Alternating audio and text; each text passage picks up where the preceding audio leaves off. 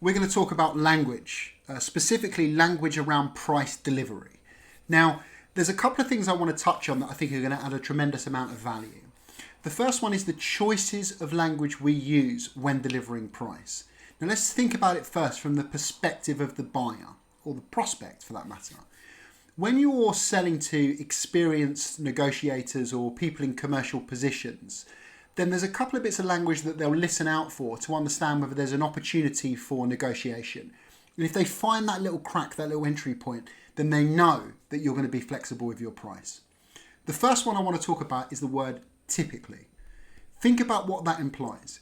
If I was to say to you now, to purchase one of my training courses typically costs XYZ, XYZ, you're going to think, well, that means that there is a scale or there's a spectrum of cost. So what would I pay for that? What are you going to charge me when you say typically? And again, you're opening the door for negotiation. Experienced commercial people will see that opportunity, they'll seize on it, and they'll start showing the behaviours of someone entering a negotiation phase. Ignoring you for a little bit, ghosting your calls, ghosting your emails, because they want to enter a negotiation.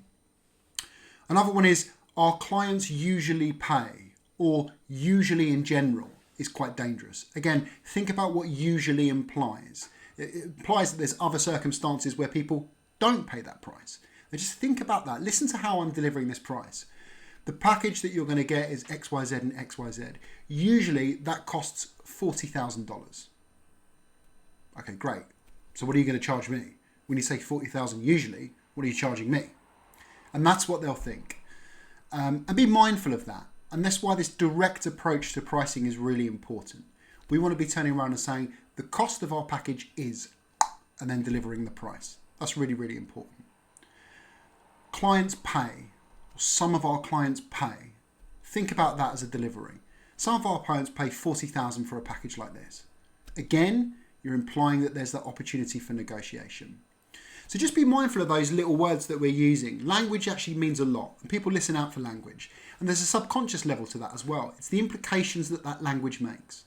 So be direct with your pricing. Don't fluff around with the words. Carry some authority in the way that you're delivering that pricing. And act like you've delivered that price a million times before and no one ever flutters an eyelid at that price. Good luck, guys. Let me know how you get on in the comments. And don't forget to like and subscribe.